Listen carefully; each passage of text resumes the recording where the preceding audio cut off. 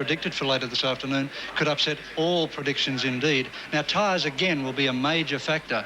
The two series leaders, Dave Hiscock and Stu Avant, have both been practicing on special rubber that they've brought out from England with them, very hard compound to match the very abrasive Surface Paradise circuit, and that could be a very big deciding factor. But the biggest one of all this afternoon will be the determination of many of the riders. Rob Phillips, Andrew Johnson, and especially the New Zealander Dennis Ireland have not performed well in the series, and they all are very determined to put points on the board, major points on the board this afternoon. On a circuit that they love, the riders lining up in this order for the fifth heat, the first of the third round for the Swann Series, the sixth Swann Series for 1982.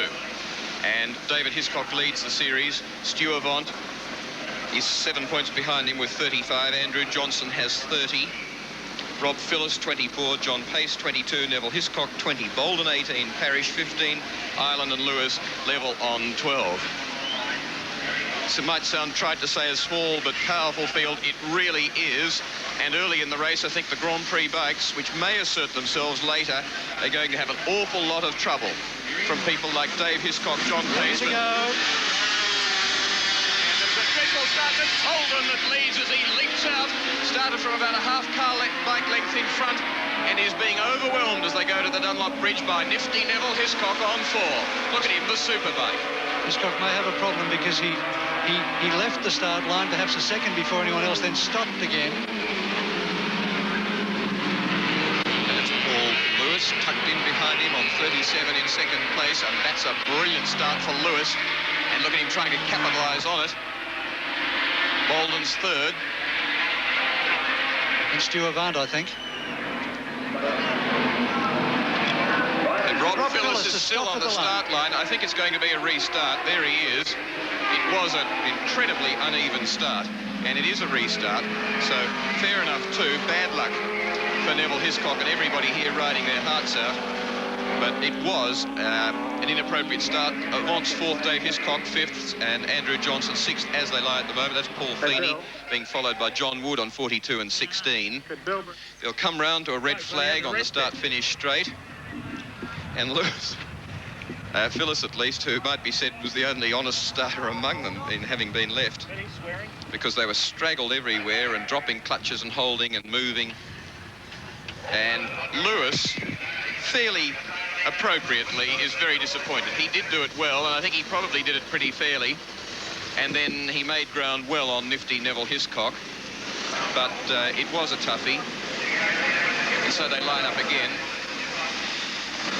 Lewis most upset. And it's a gigantic front row of 4, 6, 8, 10, 11 riders on the front row. 5 behind. The only ones behind, Paul Feeney, Terry Kelly, John Wood. 75. 751 is David Snape, and also number 1, Dennis Ireland. Okay, they're ready to go again. Edging forward once more, Ron Bolden and Paul Lewis both over the line. And the start, Lewis repeats it. Lewis to the lead. Andrew Johnson going with him on 7. But it's Paul Lewis, and you just get the feeling, don't you, that he's not going to be denied today. Look at Johnson, though, trying to deny him. Bolden's in third.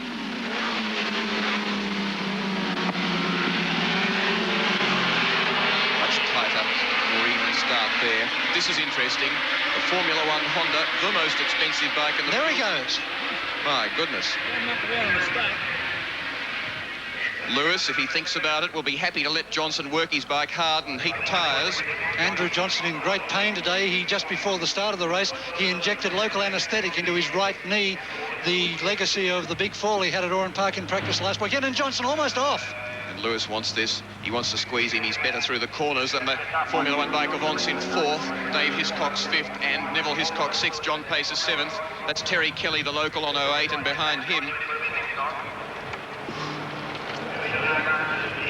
But this is Andrew Johnson in the race lead, and despite that slide, he's trying to stick with the lead as the RGB 500cc Suzuki, being challenged by the 750 Yamaha of Bolden, goes down the straight, should go through him under the bridge. A better handling bike. Despite the cost of that Honda, the Grand Prix bike should be better through there, and Lewis indeed capitalised on it. Bolden's in there fighting. What a great race. 15 laps this is. That's 48 kilometres. And if Phyllis doesn't get with him soon,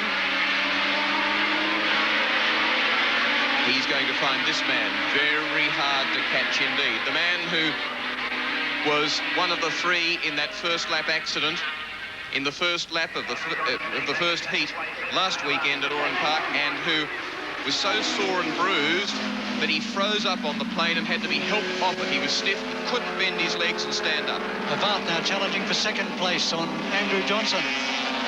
Dave Hiscock looming and lurking in behind him, and Bolden's been squeezed to fifth. John Pace up there too in fourth position.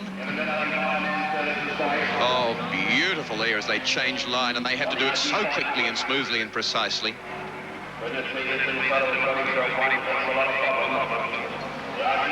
Pace in fifth. It's David Hiscock in fourth slot.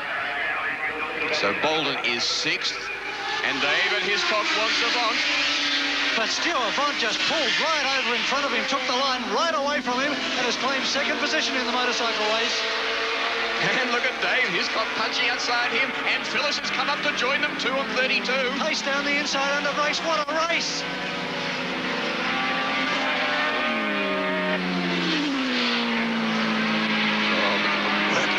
They're squeezing them so hard as they come out of that corner.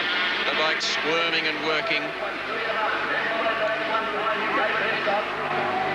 If anybody doesn't show any adventure in this pack, they will be chewed up and spat out. New leader, David Hiscock, goes to the lead from Paul Lewis, but will he hold on under brakes? There goes John Pace trying to get under Lewis as well. And Avant's in there on the outside line as Pace gets inside him. Oh, it's electric. Johnson, who led only a lap or so ago, is fifth. There's Phyllis sixth.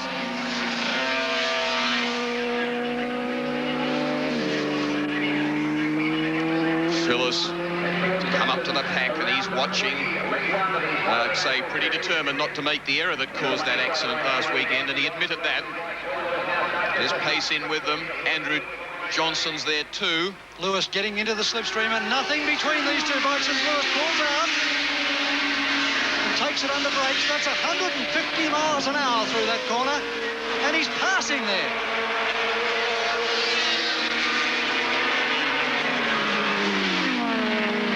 Hard brakes, tight corner, second gear. Good grunt from the four-stroke. Look at it out front, get out Bennett from the two-stroke there. 1,000 cc's versus 500, a bigger, heavier bike, but just sheer grunt in the mid-range that did it. Rob Phyllis gets under Andrew Johnson to take over fourth position. Avant is third.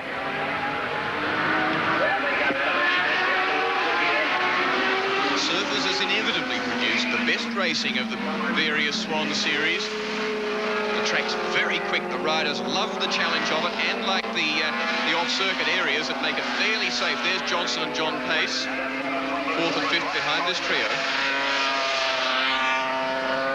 So Bolden's lost contact with that lot, and Phyllis too, not in with them at this moment. Here's a determined man, the series leader, 42 points. Lewis is nowhere in the series, but by G wants a win. Avant led the series at the end of Sandown. 2 straight wins, was therefore the only man capable of taking the $25,000 for 6 wins in the 6 heats, but that was quickly demolished at Oran Park when he got involved with Rob Phyllis and Paul Lewis and came down on the first lap of the first heat there. Elbow and cut and thrust between Paul Lewis and Dave Hiscock as they jockey for position in the braking area. It was Hiscock who simply charged his way through. Now comes Avant up on Lewis. And now it's the 2 series leaders, first and second on the road. Dave Hiscock and Stu Avant. Andrew Johnson straight through Paul Lewis. Lewis retakes him on the outside, but he won't hold that.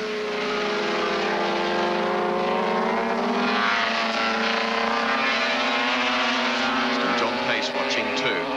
Don't forget him on too. The Macintosh Suzuki, only 3 meetings old. Up for sale as a rolling chassis at the end of this meeting.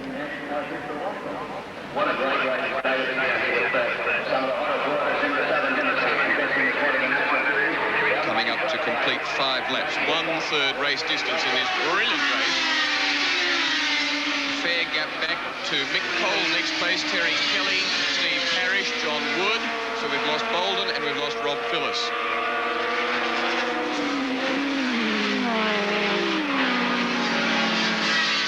The only other bike running, actually, is David Snape, 751. Phillips had been up to 4th position at one stage and then dropped out within half a lap, so he's obviously stalled on the circuit somewhere. Now the lead again, and now Stewie Avant takes over the lead from Dave Hiscock. Sorry, Mike. But Hiscock won't give it away, and down into the braking area into Goodyear corner. Oh. Talk about casual. Beautiful braking. It was one of his comments, actually, about a season's racing in Europe, and he's had 3 recently, was he said the people in Europe, when they hit the brakes, they just hit them so hard and the bike stops so fast, much harder than generally the Australian riders use them. And he said he was sort of a second off the pace of the pro riders over there. It's a hard, tough school over there where not only have you got to be quick, but you've just got to go on doing it weekend after weekend, staying upright, keeping the machinery going and still winning races. Andrew Johnson now joins the fray in 3rd position and makes for the inside. What a huge bit of front Andrew Johnson's pulled out, and we've got a new leader. Paul Lewis takes over 2nd position. So 1st and 2nd positions change. Dave Hiscock still in 3rd. Stu Avant in 4th. Hiscock now challenging Lewis on the outside, won't do it.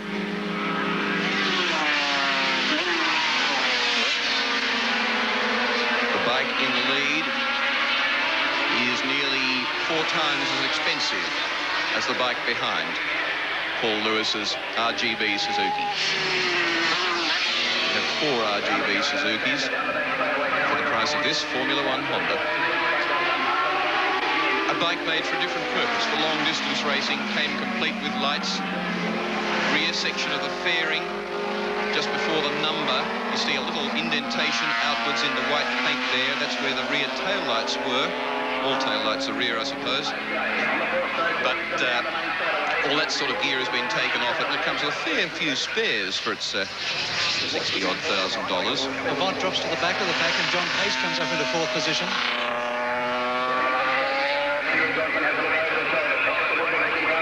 The only one in that group that hasn't led is Pace in 2. And it can suggest 2 things. One, that he just hasn't got the grip, or that he's playing the headiest game of them all. Hasn't got the power, or that he just might be playing it more cagily than any of them. Hiscock into 2nd. Halfway through this lap is half race distance.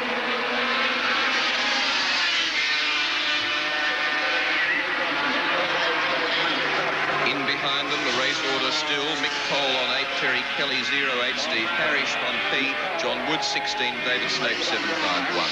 Hiscock doesn't have the gearing for the S's. His 3rd gear is too high, his 2nd gear is too low, as he challenges round the outside on Andrew Johnson.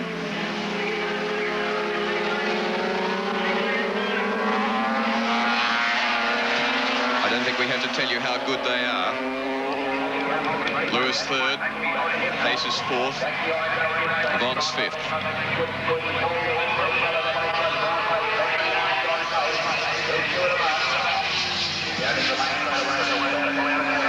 Johnson's worked out that he puts his right knee out 14 times on every lap, and he says every time, because it's so badly injured, it has to be a conscious effort, and it hurts very much indeed.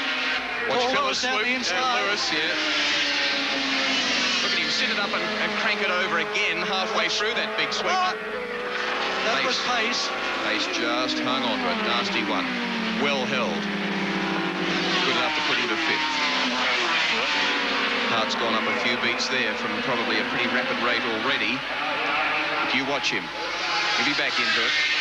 Chasing Johnson 7. Hiscock. David it is. Neville Hiscock is another one, of course, that we've lost during that race on 4. David Hiscock tries again, and this time he's done it. Paul Lewis, Stu Avant and John Pace. There's the remainder of the field with Mick Cole on the black bike 8. That's Steve Parrish, the Englishman. It's Terry Kelly on 08, the blue bike behind Cole. Cole discovered a cracked chassis in practice this morning. The bike was flexing very badly under brakes, so they've welded the chassis up, but he's only trying it out now for the first time, and that doesn't do much for rider confidence. Onto the straight, Hiscock. That has deterred John Pace, that slide back there. Of course, it could also have been brought on by tyres going off, which would cause him to knock pace off anyway. Johnson changes up a gear and he takes a full handful of throttle, but he can't do it. Stewie Avant almost off the bike then, or putting his foot right out on the right-hand side.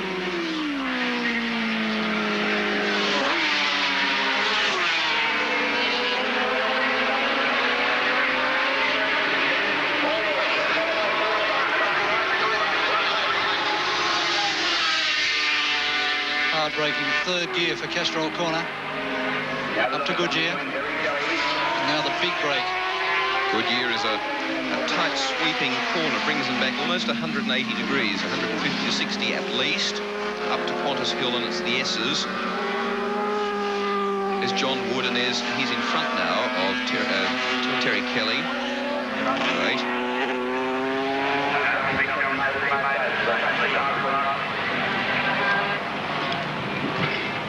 David Hiscock going for 15 points if he can stay in the lead. A consolidation of his lead in the series to date. He has 42 points from Stu Avant on 35.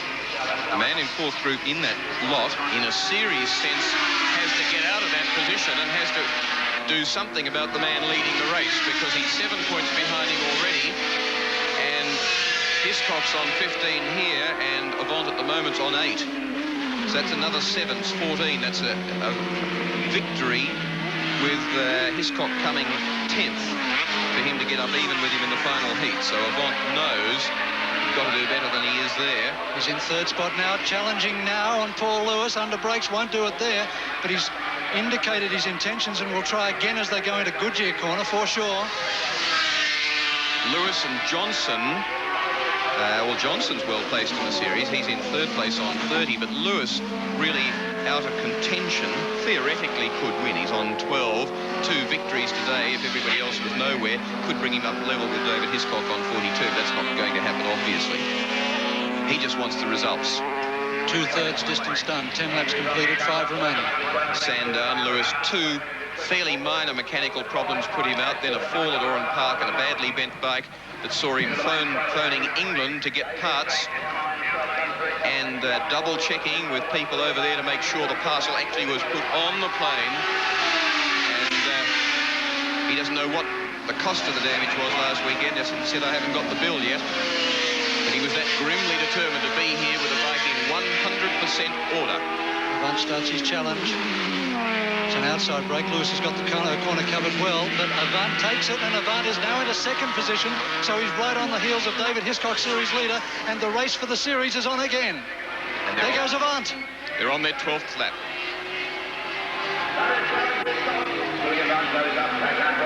Lewis tries to the outside. He can't do it.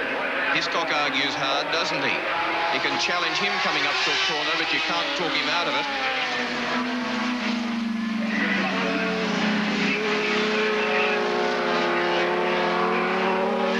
Johnson's third now. Lewis is fourth.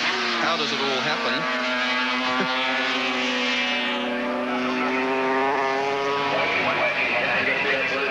2 RGB Suzukis. That's Avant on A, Paul Lewis on 37. 4-cylinder, 2 strokes with rotary disc valves in a square 4 configuration with the rear pair of cylinders below the others. 4 separate cranks, really. A 1000cc 4-stroke Suzuki, twin overhead cam, but 2 valves per cylinder in the lead bike, David Hiscock. And then behind, the Honda is 1062 cc's. And Avant's going for it. And there we go. Stu Avant into the lead. 3 laps remaining. 2 laps remaining. Completing 12, 3 to go. They're on their 13th. The order behind. Pace dropping back and holding 5th, though, from John Wood, 6th on 16. Terry Kelly, 08. Mick Coles dropped out. Steve Parrish, and then David Snape on 751. These are 2 international riders. They've been racing all year, and their style is good. It's superb. It's better than the local riders simply through practice. Avant there, you saw him come inside Dave Hiscock, and if the guy won't give way when you're on the outside, he's got to when you're on the inside, because you can't afford to tangle when you're on a motorbike. And that's what Avant did there. He just forced him out of the way, not in any sort of sense an unfair way, but just demanded the inside of the corner. Paul Lewis, Andrew Johnson. This battle going on at the most electrifying speeds, building up now to about 165 miles an hour. A dab of brakes and then under the bridge in top gear. Watch Lewis down the outside on Hiscock. No, he can't do it.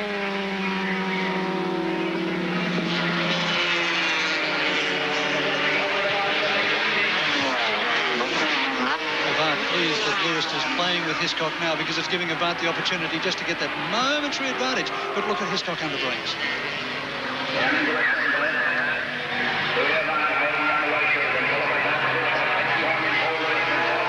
Gee, there's a lot to be said about the way Dave Hiscock's... Oh, look at the rear wheel. Gives you an idea of how hard he's braking that bike. I was going to say, gives you an idea of how hard he's riding and also how good the bike is. And it's the skip and hop everywhere. It shows you how hard he's forcing it. That's what it's all about. Formula One means he has a free choice of frame but uses a production-based engine. And that's what that Coleman Suzuki is. Built out of aluminium, a monocoque, so it's not a tubular frame, it's sheet and cast aluminium. Coming up to the last lap, the blue flag out, and they're side by side down the straight with 1 lap remaining. 3.2 kilometres of surface paradise to go. Avant trying everything he can, urging the bike on, but it's Hiscock in the lead. Under brakes now, Stuart Avant, it's your only chance.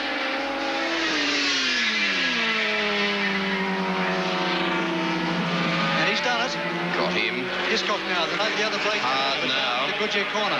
Has got to sit on him. He will never get through between here and the start straight, so he's got to be so close to him as he comes onto the start straight, and Lewis is even more urgent about the job. Hiscock could grunt his way out onto the straight. Look at him, setting himself up, coming for it, onto the straight. Round the back first, though. Goodyear. Taking the wider line, using every bit of track while Stewie Avant's a little more economical about it. It'll be a race to the finish down the straightaway. Avant's cranking it and going for it, and I think he's got it covered. Lewis is third. Johnson can't catch him in fourth.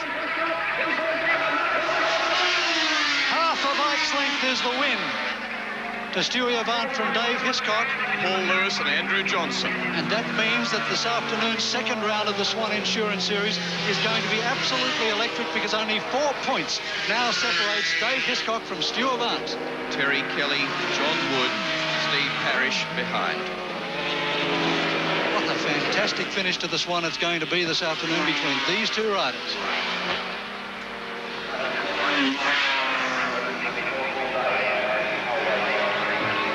They all loved it. You could see there Avant clapping with his left hand against his leg. That great race. 54 points to David Hiscock. 50 points now to Stu Avant in the Swann Insurance Series.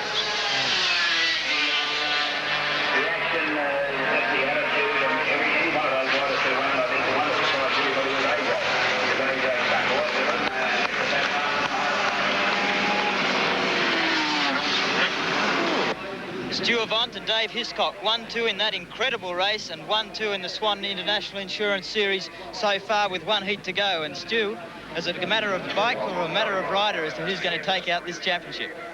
Well, the good thing is Dave and me are really good friends and we spend a lot of time together anyway. So if he wins, it's really good for him. If I win, vice versa. And that's what's making it so enjoyable because we won't bust our necks to beat each other. Dangerous-wise, our bikes are very similar. There's not much in it. We ride pretty much the same. And just the first person across the line when the flag's out is going to be the winner. And it's just been my luck, I guess, if I'm the first one each time. And if Dave beats me, I don't know. Last week he bet me fair and square, and this week I bet him just. Dave, the lead changed 4 times between those first 4 bikes during the race, and the majority of the lead was yours. Did you feel that you were confident enough to win it? No, I'm not confident enough to win it at the moment. I'll have to be very careful and think the whole thing out, you know, when I'm riding. Mainly not to let anyone get between me and Stuart. So that's going to be the tactic for the last heat, is it? To get into the first 2 positions and stay there and try and finish with a burst. Well, I haven't thought about that yet, but mainly to try and finish in front of Stewart, or if not, behind him. OK, Stuart, as far as Johnson and Lewis's performance in that heat, what do you think? Well, we know they're good. Dave and me were just talking, they worry us at times, they get a little ragged, but they're just such good motorcycle riders that you never know if they're going to beat you. And it's the same thing with them. Maybe you'll come around the straight and they'll just pip you on the line or something, or if it gets you around the back, because they both try so hard. Well, I don't know. You know, I don't want to say too much. I always put my foot in my mouth before the day, so no predictions. I'll talk to you after the race about it. Tremendous racing from not only Dave Hiscock and Stu Avant, but from all the front runners in that Swann heat. But we've got 3 races before we come to the final Swann heat of this wonderful series for 1982, the 6th year in which the Swann has been held. And the first event we're going to see over 5 laps is the Gold Coast Motorcycle Wreckers Unlimited B grade. Just look at that field of B and C grade riders going out now on their warm-up lap. It's going to be a capacity field, and there's everything in it from 350cc Grand Prix Yamahas to all manner of superbikes, Ducati, Suzuki, Honda, Yamaha, Kawasaki. And this will be a very hard race to predict. And full, I'm sure, of incident and of excitement. People pushing aside their pawpaws and rock melons, which seems to be the staple diet of Queenslanders on a sunny day like this, plucking them off trees in their backyards. And it's quite a good crowd, a thin crowd by Southern States standards, but a good crowd by surface standards who've come to see the meeting today, and who already have seen some tremendous races, not only the Swann, but other races in the program, some of which we've got stored up for you. As you can see, as you look around at the background to the bikes as they go around on their warm-up lap, the threatened thunderstorms this afternoon have not eventuated, so the second round of the Swann Insurance Series will undoubtedly be held in fine conditions, with a small headwind coming down the main straight, but not enough to unsettle the riders. Number 9, the big black white number plate, black number on it, Noel AY, that you saw briefly there. Kawasaki 750, one of the more experienced riders in the field. 34, one of the big Honda 1100Rs was Darrell Marshall. 97, another one wasn't Glenn Taylor, but Danny Warner, and that in fact is the way the first 5 bikes on the field will form up. And you can see there some of the variety that a Kawasaki 750 has taken pole, a Ducati 600, and then several Grand Prix Yamahas. And then further down, quite a brace of Yamahas and Danny Warner's Honda 1100R number 97. So they're lined up on the grid. 5 laps of Surfers Paradise International Raceway to go. More than 40 riders on the grid for B and C grade riders. In other words, for people who are still learning their craft. The man standing right in front of them is former Queensland champion John Warrior, now retired and helping out the club here as he runs off the grid. And they're racing. Big start from bike 17, Anthony Tate on the Kawasaki 1100 on the inside. Rob Newbigging was in there galloping too, and 47 tucking into second place is for Gus Lu motorcycles Philip Barden. It's Tate who takes the lead on the first lap. Bike 47, Philip Barden on the David Campbell's third on 67, 75 there, as you can see, is Kevin Worley with right on his hammer Paul Rooney, 51. 5 wide round the back of the circuit.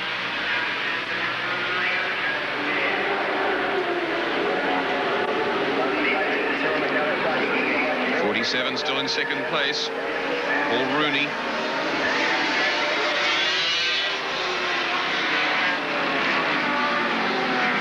Here at the front, Anthony Tate.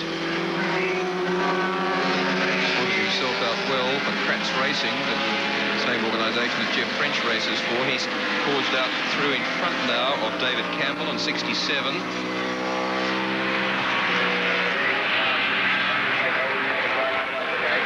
Nothing worse, I think, than being in the middle of the pack in a B and C grade race, because you've got enough problems of your own trying to sort out the power of some pretty powerful machines, but then around you there are guys of similar inexperience, and in various dilemmas. 97 there is Warner, close as you can see to Philip Barton on 47. Takes a lot of courage to go under the Dunlop Bridge on a big production motorcycle like that. The frame is not particularly made for fast work, and to push yourself under the Dunlop Bridge at upwards of 120 miles per hour, especially when you're a C-grade rider without too much experience, really does take courage. Graham Williams on 01. Not Chris Oldfield, as you might imagine, but he's in the pack there in about 6th place. But the man they're chasing is 17, Kawasaki Anthony Tate. And there, 31, I think it is, down the rider, not too badly hurt, Malcolm Worst. And I think the bike's come off Worst in this case.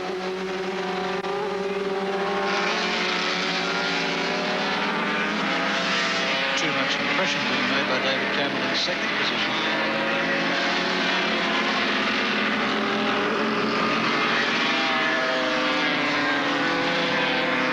One of the problems for B and C grade riders, they often get into this class, and there's a big emphasis now on bikes like this, the super bikes. And the instinct is to go looking for as much power as you can get. The correct approach is to sort out your riding and handling and braking.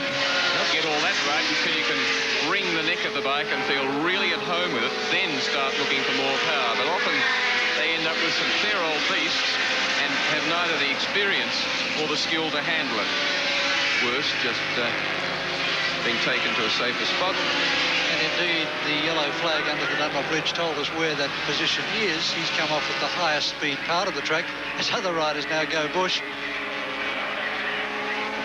And I reckon that bike, I think it was 76, Alan Hamilton on a Kawasaki 900 would count himself very lucky that he was able to do a little bit of motocrossing then and come back safely onto the track, because really to come off under the Dunlop Bridge would not be a nice experience indeed. Tate doing a pretty workmanlike job here on 17. Kawasaki 1100, that's not so much favoured by the A-grade riders and superbikes compared with Suzuki and Honda. But he's leading such a pack. And as you can see, pretty tidy, quick, a nice margin now over his pursuers, who are grouped together. And 97, Danny Warner, has been joined by 67, David Campbell. 4.2 seconds the gap from 1st to 2nd place, whereas this dice now starts to really hot up.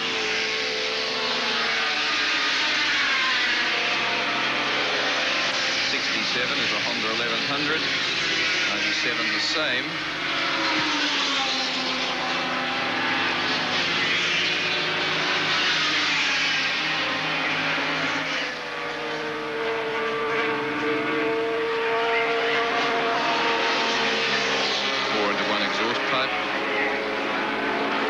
Swing arm modified. And you really don't need to do much more than that other than to put on slick tyres. Roy Dennison, who was pretty hot in superbikes till he crashed at Bathurst a couple of years ago, recently in retirement on a stock Suzuki with nothing more than slicks and a 4-in-1 exhaust system, went quicker around Oran Park than he'd ever done in his racing days with a hot engine. Blue flag coming out down the main straight for the second last time. It's Tony Tate.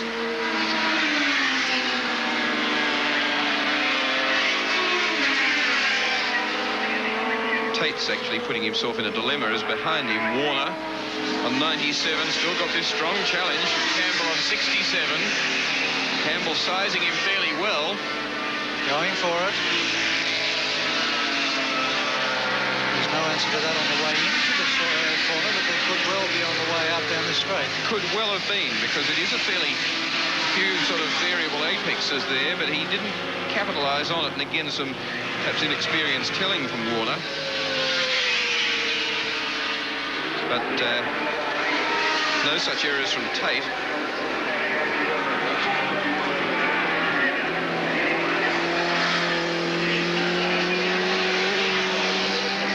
not quite as tight on his apexes as the A graders, not over quite as far. David Snape holds the B and C grade lap record at 1:17.8.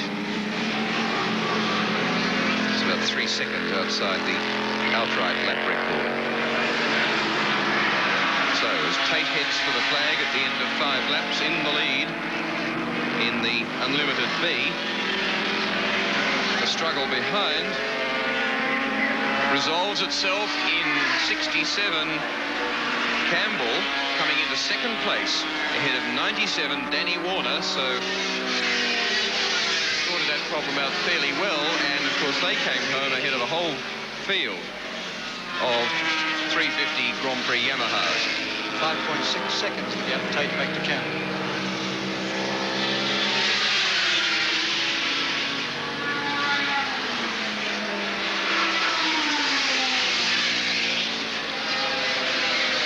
Like a good B and C grade rider, Tate is barely backing off for the slowing down lap, which he's now starting to dawn on him that he's done everything right, and he's got there. And as we mentioned a little while ago, it's a few races before the next and the final Swann heat. But one man that unfortunately we won't be seeing in that, we've got now up in the commentary box, is Rob Phillips. Rob, firstly, what happened? Because we saw you loom into that tremendous dice and then you disappeared very quickly. What spelled your retirement from that race? Well, I was back about 10th or 12th position at the start because I got a bad start. The bike wouldn't pull off the line real well, and I caught up to the leading trio of who was it? Dave Hiscock, yeah, and Johnson, Navant and Lewis. Yeah, that's right. There's 4 of them. And you'd taken Bolden. Yeah. On the 5th lap, I come down underneath the bridge. I just passed Andrew Johnson and put me into 4th, I think. And I got to the bottom corner. Which corner down the... Over the back is Rothmans. Rothmans, that's it. And it locked solid on me. It nearly spat me off again. I'm not having much luck at all. So will we be seeing you in the next heat? No, there'll be Mick Cole out of my superbike, and I've just given up. I've had enough. I just want to watch now. Well, bad news for Rob Phillips, who of course goes water skiing tomorrow rather than racing this afternoon. But right now we've got the LC Yamaha series, a whole heap of small production motorcycle races over 250cc's and 350cc's. Ready to race in the Anderton Thompson Solo LC 350 Motorcycle Series, and there are always 7 of the Yamaha 350s in the lead, 20 metres behind them, 13 250 production Yamahas, now closing the gap already as they go down on the Dunlop Bridge for the first of 5 laps.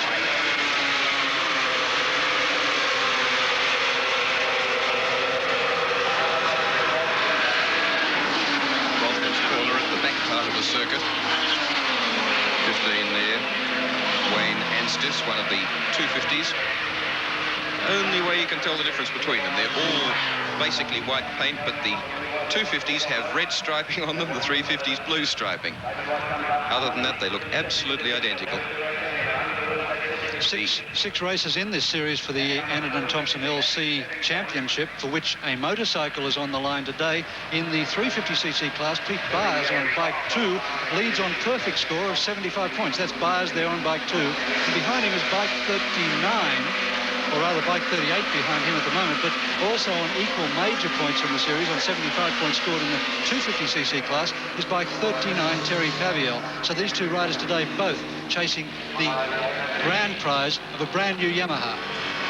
David Wright in 3rd place in 79 in the 350, and therefore in the race overall. Round out now of Datsun Corner and on to the main straight, a long straight. It's a drag strip straight at Surfers Paradise, which is why it's so wide.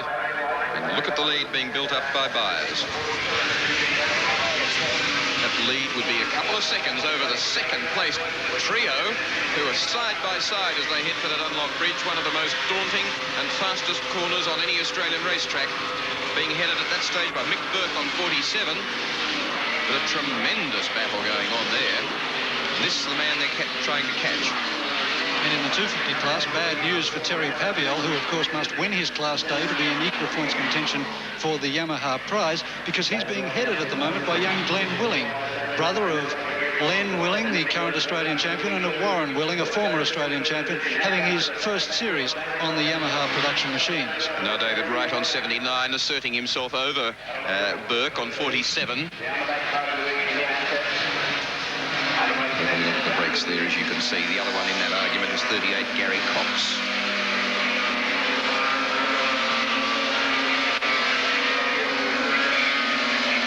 And then behind them, 96 is Brian Marchant. Stock standard bikes, these.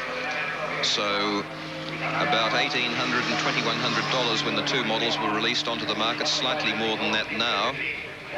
Very quick. The 250s capable of about a genuine 165, perhaps 170 kilometres an hour if they've been really well run in and under ideal conditions. The 350s perhaps 170 odd.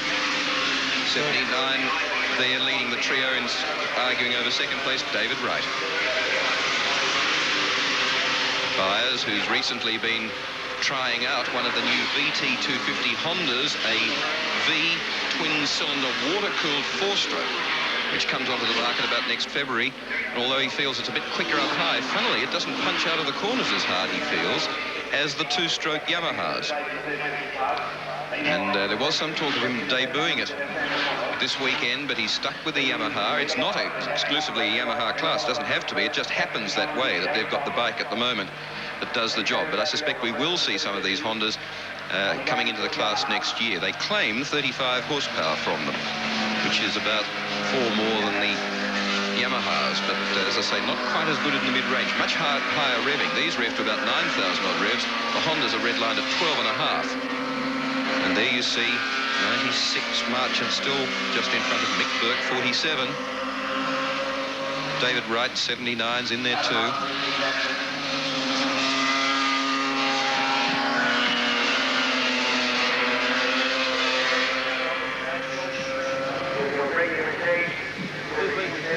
'79 Wright now.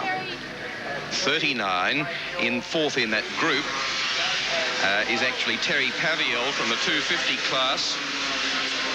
So look at him punching in there with the 350s, about to join the runners in second, third and fourth place, which is quite remarkable.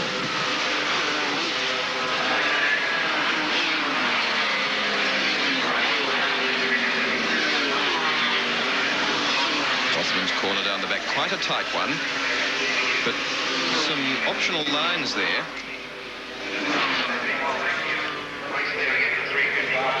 This has got a fairly wide exit and various sort of apexes. It's quite a funny corner, actually, Rothman's. As still, Wright leads Burke, leads Cox, with Byers making hay while these people fight and scrap and try and cover each other. And Paviol behind with the green number plate indicating 250cc. Continues to make ground on them and do a quite remarkable job. There he is in 96. In behind him is a 350, Brian Marchant. So at the moment we look like reaching for the hacksaw to divide up the prize, because Paviol clearly in the lead in the 250 class now, and Byers looking pretty strong in the 350. There he is.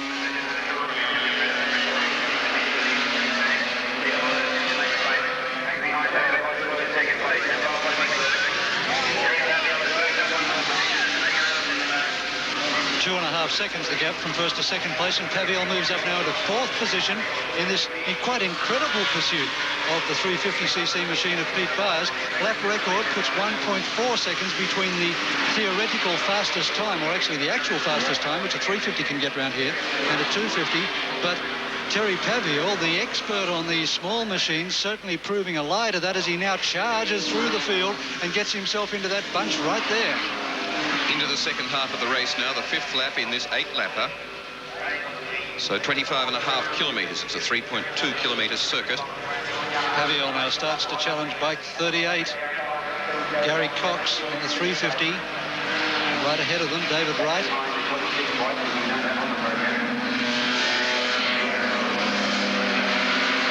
This is remarkable work by Pavio. Nosing to the inside through the S's. You've got to be very smooth through here. He's trying for an outsider on 38 on Gary Cox. Won't do it, of course. He was in front of Cox down the straight, but of course Cox's bike ran faster in the straight line, the start-finish line, and overtook him.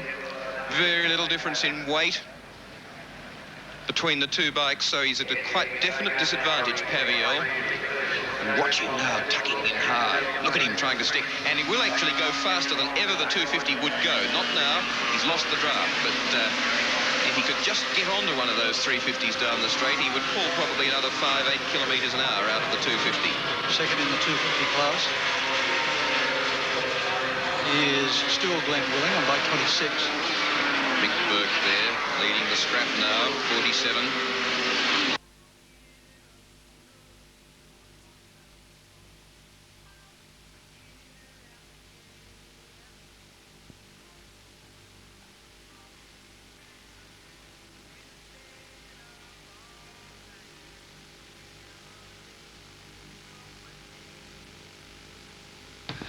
Well, we apologise for the loss of sound from our transmission from surfers, and we'll just carry on with pictures only at the moment. Apologies once again.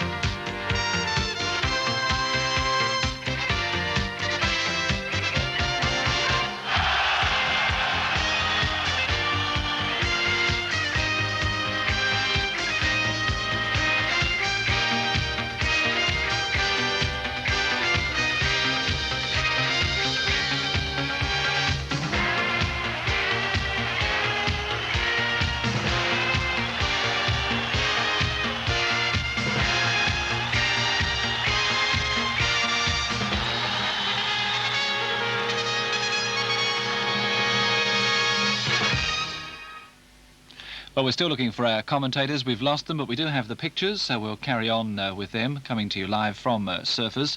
This is the Swann Series Round 3 of the motorcycling, and we'll carry on with the pictures, plus some more music.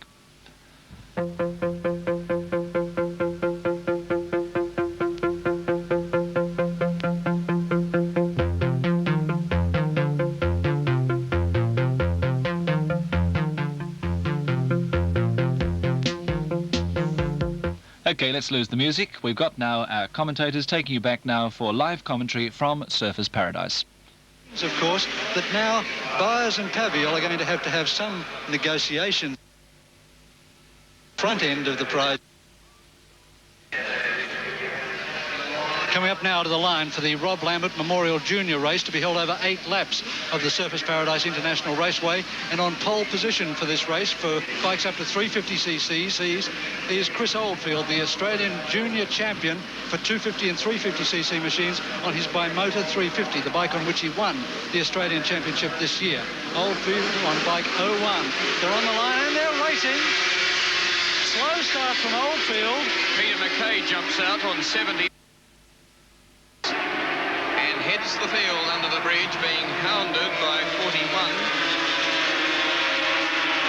44, I think, McNichol. But order swapping and changing all the time back there behind a very clear running Mackay out front. The record for this class is 1 minute 17.9 seconds, 3 seconds off the outright lap. And now the international rider in Europe in 3 years ago, in 1979. You'd expect big things from that man, Chris Oldfield, today, because he has turned himself into the rocket of 350cc racing in Australia. Behind him is Jeff McNaughton on 30. Most of them Yamaha 350s. John Wood and 16 just being undertaken, if you like, by Greg Credaro on 65, going through on the inside of him. Oldfield, if you watched the 4th heat, the 2nd heat of the 2nd round at Oran Park last weekend, you'd have seen a horrific accident with a superbike just touched by Andrew Johnson, the rider catapulted into the air and coming to rest unconscious near the Bridgestone Bridge. It was this man. Doesn't remember anything of the accident, is here riding again this weekend. Kept into hospital till Monday night under observation. McNaughton going for the outside and may do it into the braking area. Trying every which way.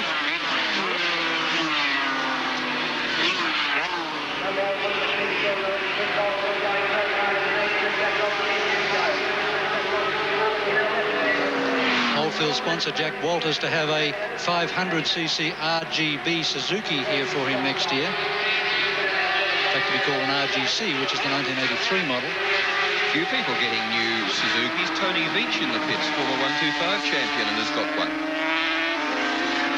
And good news for Oldfield again is that Walters wants to take him overseas, do the Isle of Man and a number of other major races, Daytona, for example, in America. So Oldfield's international career certainly looking on the up and up for him in 1983 as he leans right off the motorcycle there. Since he got onto this bike in the middle of 1982, he has been very good on it indeed. Went to Perth with the bike and certainly shone with it now as McNaughton tucks into the slipstream down the straight. 140 miles an hour out of these machines. Comes out of the slipstream but can't do it, so well matched to these two machines.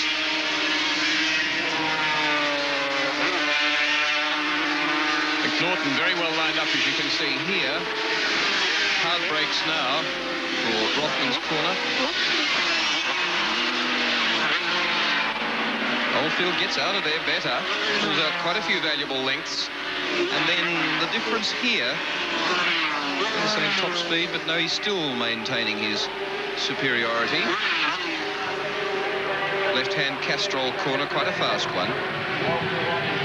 Alan Jones ended up out in the grass years ago in a Formula 5000 where there are quite a lot of hidden ditches too. Jones up at Surfers Paradise this weekend, although not a spectator here today, as indeed is Charlie O'Brien, who lives at Surfers Paradise and very keen Formula Pacific driver. Wayne Eckersley, Alan Jones' former mechanic, very much into the bikes this weekend actually, helping with some of the crews.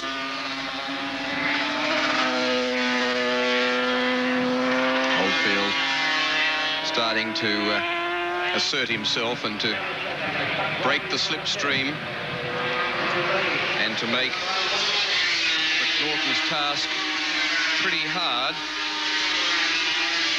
because now he's starting to be able to pick his own lines, not so much to cover but to pick the ideal line, although as you can see McNaughton still refuses to be shaken off.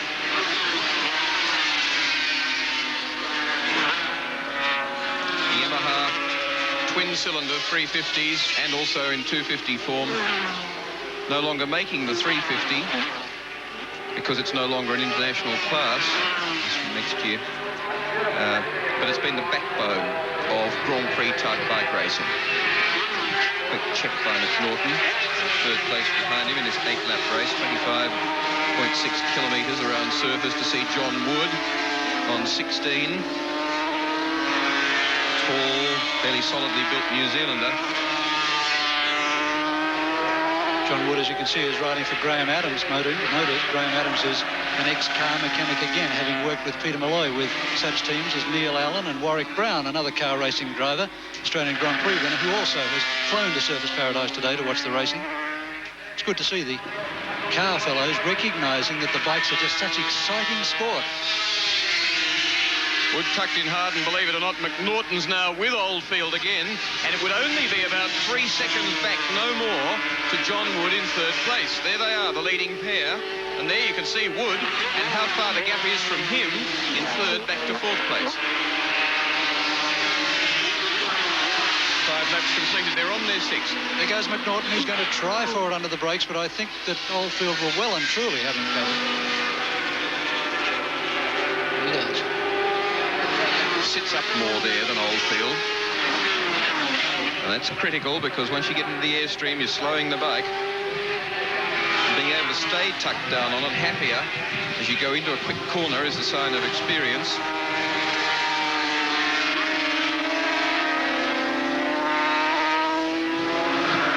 Taking Walters back to places like the Isle of Man would be is like taking Coles back to Newcastle, because of course he is English. And I haven't checked with him, but I imagine that Isle of Man was a place he went as a young, keen enthusiast before he started racing.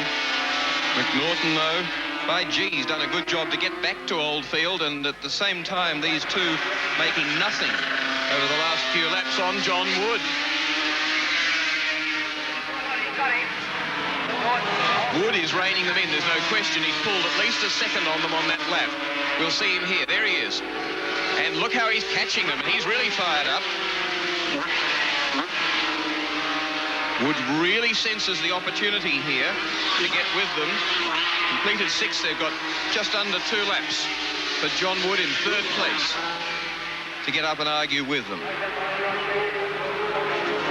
Very good rider, John, but suffers sometimes from not having the money for tyres and preparation and testing that some of the other riders can do. Not helped either by being as tall and as heavy as he is on a 350, suffering the same sort of handicap that Greg Hansford suffered in these smaller classes. Because if you're a jockey size, you've just got a little bit extra going for you.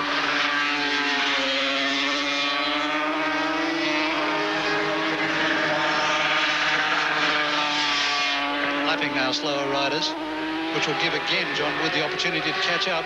She goes through an LC Yamaha, filling the back of the field now as they come onto the straight this time. Wood's getting noticeably closer. And harder down on the bike, jumping it up and down and trying to urge it closer. Within 1 second. Look at Oldfield's experience telling through that daring right-hand sweeper under the bridge. And look at Wood staying hard down on the bike. This is it. McNaughton, an ill-advised move there, I've thought, and it proved to be so, but Wood's right with them, as you can see. Hasn't got the grunt. Look, they pull away. But through the corners, watching try hard. And under brakes, after this Castrol left-hander, that's going to be a very telling moment. He who leads into the S's is going to be very well placed as Wood nose onto McNaughton. Yes. Second place. Now looking for Oldfield, but I think there's nowhere to catch him, and he hasn't got the speed to haul him on the straight. Let's watch, though, the S's. Pontus Hill. Straighten up. Over. Right hand. Datsun. Blue flag about to come out for the last lap, so there's less all. A lap and half the straight remaining. Now look at Wood close up on Oldfield. Come on, he says. He's getting down. He's giving the thing everything he can. McNaughton now pulls out on Wood again. The other two bikes are quicker, as we've seen there, but a bit of daring from Wood. Sticks his neck right out. And looking now for a bit of Wood magic and determination on Oldfield. It's a long time since John's got enough out of his bike, and at surface, a little bit of experience and rider skill can do it. And the man in front of him's got plenty of that as well. You can see his power and speed disadvantage to Oldfield. Now under brakes. No, Oldfield's got it covered. Well and truly quick enough there. So the outside, says John Wood, and he's got no show. But you've got to try something. The S is in the straight to go. McNaughton comes up to challenge again. Looking to go the inside there and couldn't make it. And Oldfield knew he was coming. Never slow him down onto the straight. Now you see he backs off. Fast in, slow out, but now he comes screaming onto the straight. McNaughton will have him. No, he won't. It's going to be Oldfield the winner on 0-1 from John Wood second on 16 and Jeff McNaughton third on 30 in a great finish to the Rob Lambert Memorial Junior race over 8 laps. And now the big one, the 6th and final round of the Swann Insurance Series for 1982. Only 4 points separating David Hiscock on the big 1000cc Suzuki and Stuart Avant on 50 points on the RGB 500 Suzuki. Bike 32 is not Rob Phillips. Rob Phillips is not starting in this event. That's Michael Cole, who had the frame brake on his Yamaha 750, so he's taken over the Michael Holmes Superbike for this race. So for Stu Avant to win the Swann Series, which he dearly wants to do, and in fact is one of the oldest competitors, having ridden in the first Swann Series back in 1978, Avant has to finish 2 placings in front of Hiscock, because the margin between first and second, 15 points and 12, is only 3, whereas his margin on the points table is 4 points. This is the man with that job, and he knows it's a very big one, because, as he said, I've got to argue with all these marauding Australians, at the same time rely on one of them, win the race, which is hard enough, and then rely on one of them to try and hold out David Hiscock, and he knows how hard that is, and how well David's going at the moment. Here's that man. And we saw some great riding from him on the Coleman Suzuki in that first heat. Some tremendous determination. Joining us in the commentary position is former Australian champion and international Greg Hansford. Greg, welcome. How do you see the series going this afternoon in this final round? What would you be doing if you were in Hiscock or Avant's shoes? I'd be shaking in my boots at the moment, John, because it looks like it's going to be one of the best races we've seen in Australia for quite some time. But with Hiscock having to finish within 2 places, like behind Stewart, I think he should be just sitting there and just watching what Stewart's going to do and not making any moves until the last couple of laps. A bit of concern from these 2 international riders about the standard of the local riders. They say that some of them are almost kamikaze in braking and in the corners. Well, I haven't been watching too many of the races over the last few months, but I've heard a lot of stories, other riders talking about some of our local boys here, and that's what a few people have been saying, yeah. A man who's been out there mixing it in the field, of course, has been Rob Phillips, but Rob, your Suzuki's seized and you're out of this heat. Yeah, it's not too good at all. I have to sit up here and watch Mick and barrack for him now, and I hope he does well. How do you see the form among the other front runners? I think Stu might have to take this one off again too. He's going really well. I think he's got a lot left in reserve that he's not showing anybody, and Hiscock will be still there again. Is there anybody there quick enough to push David Hiscock back worse than second? Mick Cole. There's Mick Cole on 32, the superbike from Mick Hone Motorcycles. Dennis Ireland has rejoined the field. You can see the eye of his number plate on the left-hand side of the screen. He fell in practice this morning and was out of the first round this morning and has worked feverishly to get his bike back into condition for this race, but we mustn't really rate him as a major contender. One of the major contenders in the race is bike 7. That's Andrew Johnson. Johnson has been lying flat on his back since the first round earlier today with an ice pack on his injured knee, and he is really hurting this afternoon. That's the order in which they're lined up on the starting grid. The race over 15 laps. Ron Bolden's just arrived and moving up into position. 3.2 kilometres a lap. That's 48 kilometres, and it should be absolutely electrifying. There are 15 of them. Here we go. Only David Snape on the second row of the grid. John Warrion warns Ron Bolden back into position. Good start. And it was Bolden best away, but Johnson's punching out of the pack, and Mick Cole's right up towards the front too. There's Steve Parrish back in the pack. But it's Paul Lewis in the lead. From Johnson and from Mick Cole. There's Terry Kelly on 08. Lewis, though, what a good break.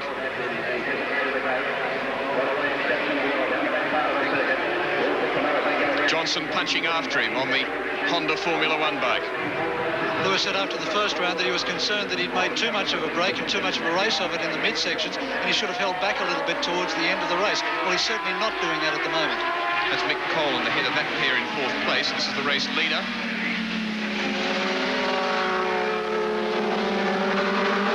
David Hiscock's 3rd. Beautifully positioned. 4th, Neville Hiscock. Mick Cole, Stu Avant. Ron Bolden in behind him. Quite a number of the runners that fell out of that first heat in there and well placed at this stage.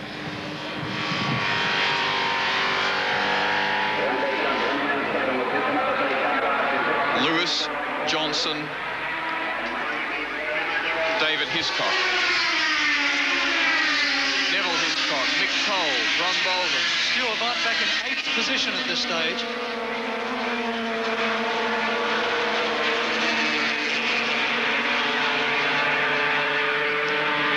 Challenge from Hiscock coming up.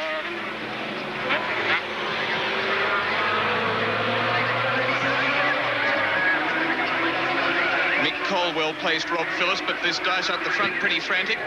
Yeah, Neville and Mick are going really well there. They look like they could catch him if they keep the pace up here. What about Lewis trying very hard? He's looking a bit desperate. And Andrew Johnson there on one of the Formula One bikes being rounded up. Well, that's the attempt that Dave Hiscock's making on him. Very well placed, though, Johnson.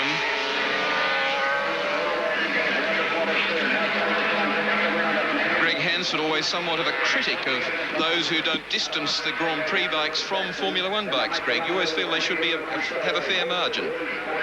Well, again, I would have thought so. Well, yeah, it's... You know, the lap times in the last event proved so, but, you know, I would have thought they should have been down well into the low 14s. Whereas the fastest time in the first heat was Dave Hiscock, a 15.9. The outright record set a couple of years ago by Greg Pretty on a Yamaha 750, and that was 1:14.6. Lewis, Johnson, Dave Hiscock, the order,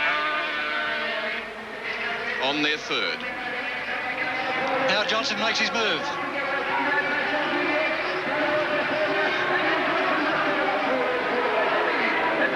Lewis is trying awfully hard for the first few laps. It's something different to sit back here and watch it from this position. He's being forced fairly hard, though, too, isn't he, by these Grand Prix bikes? And might it not be in his interests, with less weight and load on his tyres, to try and stretch the heavy bikes behind him? Yes, but I wish he'd do it without looking so ragged in the first couple of laps. That would be the right idea. If he could get away and get a break on them in the first 4 or 5 laps, and then he can back off a bit and finish the race, trying to preserve the tyres. But that first lap, he looked really ragged, and he would have been heating up that tyre awfully quickly. Ron Bolden, Neville Hiscock tucking in behind. Dennis Ireland's going well. Mick Cole, Stu Avant in behind John Pace on 2, who's also forging forward. Pace had a big problem in the first round today. In fact, the entire brake assembly on his right-hand side fell off as he came through Dunlop Ridge. Here's Dennis Ireland going well. He had a fall this morning in practices, and look now, he's starting to mix it in with the pack, and very keen, I know, to get in and show that he can pace it with these guys. He did in the 500 championship race at Sandown, where his gearbox locked and he fell, no fault of his. but he was leading that race at that time, but has had French time in the Swann heats so far. Lewis back into third position. Now Hiscock takes the lead from Andrew Johnson.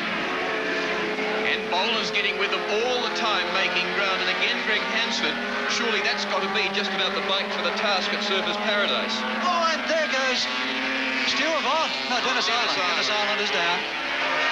His second fall today. And he'll put it away. That ends a very unhappy Swann series for Ireland. As I say, he ran well in the last round of the Australian 500 Championship at Sandown, but well and truly out now as Hiscock, Johnson, Bolden and Lewis are in there punching. And Greg, we're about to say that the 750 Yamaha's got an enormous amount of speed. It should be a good bike around surface. It's the ideal bike for this track, really. It's got more horsepower than all those other bikes there, and Ronnie certainly knows how to use it, and I think we'll find he'll be in front very, very shortly. Let's have a look at Dennis Ireland spilling. The tight back section of the circuit. Look at Dave Hiscock's bike squirming too. How hard all these riders are forcing them.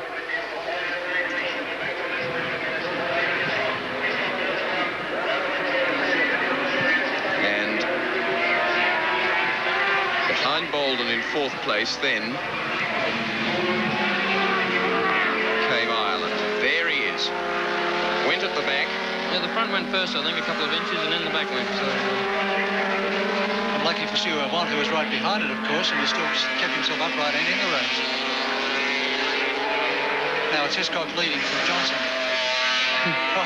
And Johnson apexing so close there that he must have hurt his knee on the riffle strip. We mustn't put the mockers on Ron Bolden because we reckon he was pretty well situated at Oran Park when he was tucked in behind Dave and Neville Hiscock, and it was within a couple of minutes of that he fell. Now Bolden makes his move on Johnson. He does it. He's certainly got the horsepower there. They reckon as much as 140 horsepower and not very much heavier than the 500 Suzuki being ridden by Paul Lewis. So probably another 20 to 25 horsepower, about the power of the Formula One bikes and much less weight. I had a talk to Ron just before the race. He wasn't too happy. He said this one's it. So I think he went out there with only one thing on his mind, to finish in first position.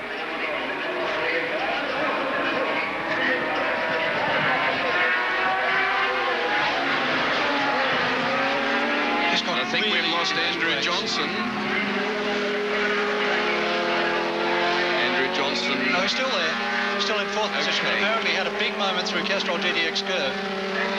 Now Avant ranges up into fifth position with John Pace behind him. But Avant must get up there with the leaders and must pass Hiscock. Neville Hiscock too. And a grand job he did at Oran Park, riding a badly damaged bike in the second round of the Swann heat, still coming home fourth.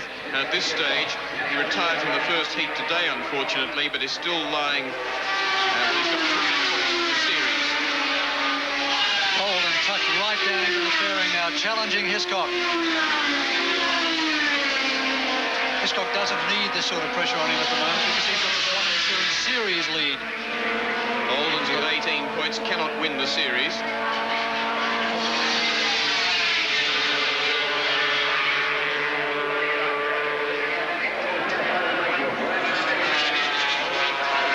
Six laps down. 9 to go.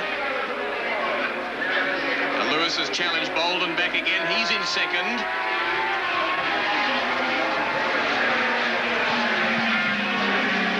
There he is. Johnson, Bolden to fourth.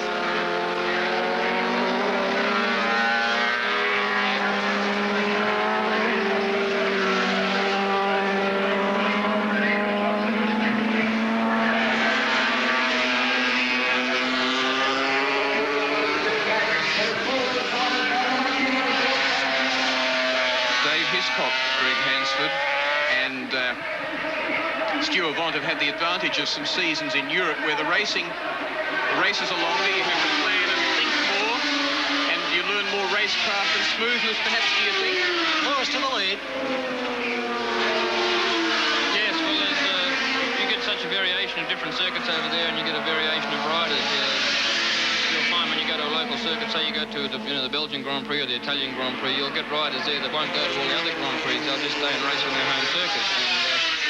And you've got to put up with these guys as well as the local contingent to do all the circuits. And you'll get every circuit, you'll find the local hero. He'll be there, and they're the hardest guys to get past. Now Hiscock under brakes, and just watch Hiscock in the braking area. Lewis should be better there on the lighter bug, and a very light jockey. Johnson, then Bolden is the order. Half race distance, halfway through the 8th lap in this 15-lapper. Rob Phillips wincing in the commentary position as he watches the antics of some of these riders. Probably a bit envious of Paul Lewis's Suzuki not seizing, as his has done several times in the short time that the Mick Hone team has run it. Bolden falling back through the field and about to be challenged by Stuart Bond. John Pace on 2.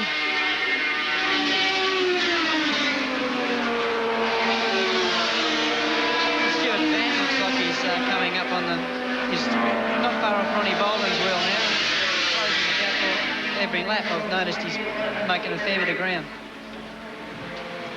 Looked like Ronnie might have some sort of a problem. He just moved straight up there with those guys, and I thought he was going to go straight past, but he dropped back a bit. Coming onto the straight, Greg, it looked like he had a steering head problem. There was a real wobble. It did wobble that last lap, John, yeah.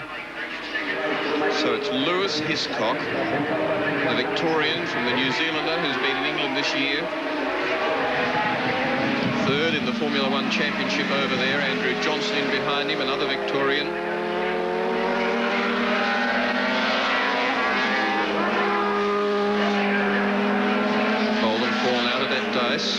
But Avant getting with him. Bolden 59, Avant 2. Sorry, A. John Pace is on 2.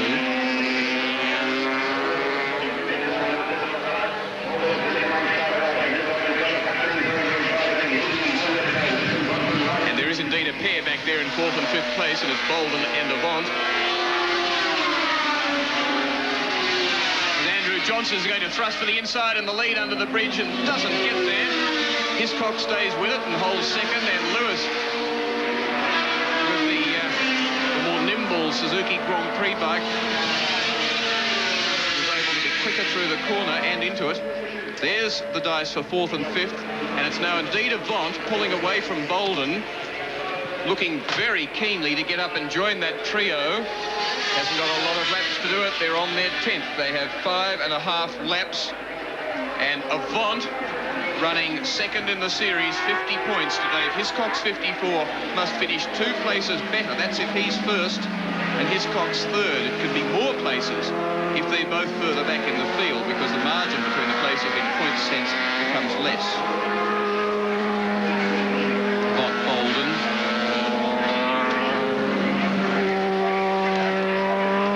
Johnson disappearing from him.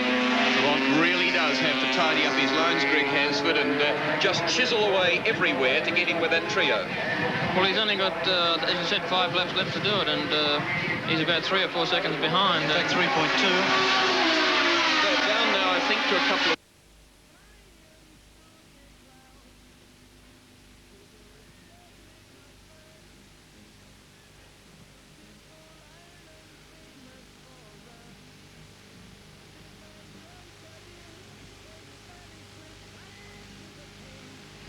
Well, we apologise once again for the loss of sound from surfers. We'll carry on with the pictures and we'll play some music too.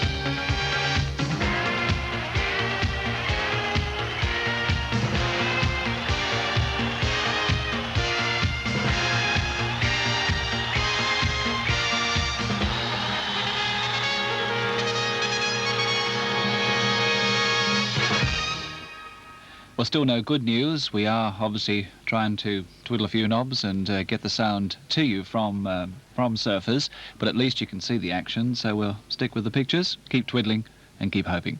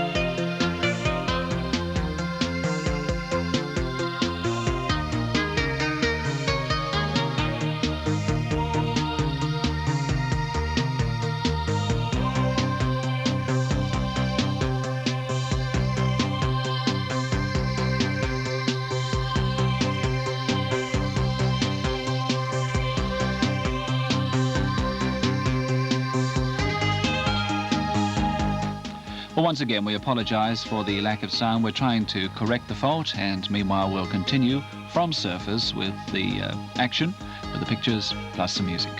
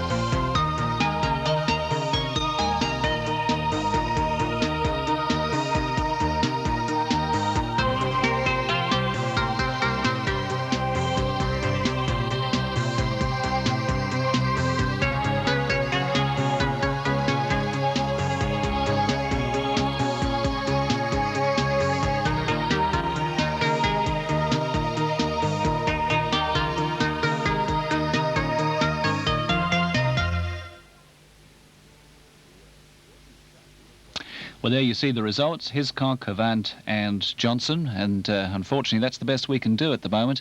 We are still trying to join our commentators for the Swann series or from surfers, but until we can, once again, apologies We'll stay with the pictures, and please can we have some music?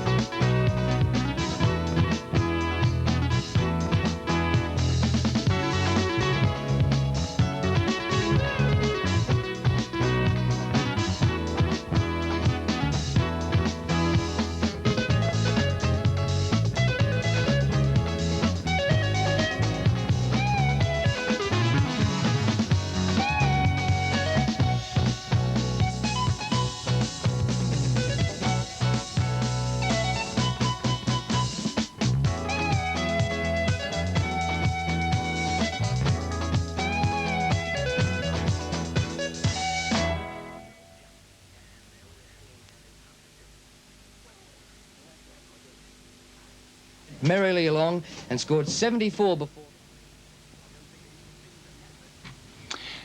OK, well, and a final apology for the loss of sound from motorcycling, but we've got better luck from Adelaide. We take you over now for cricket. Could break through, although Bob Simpson, I thought that there were signs that the Australian bowlers were doing well before lunch, even though they hadn't taken a wicket.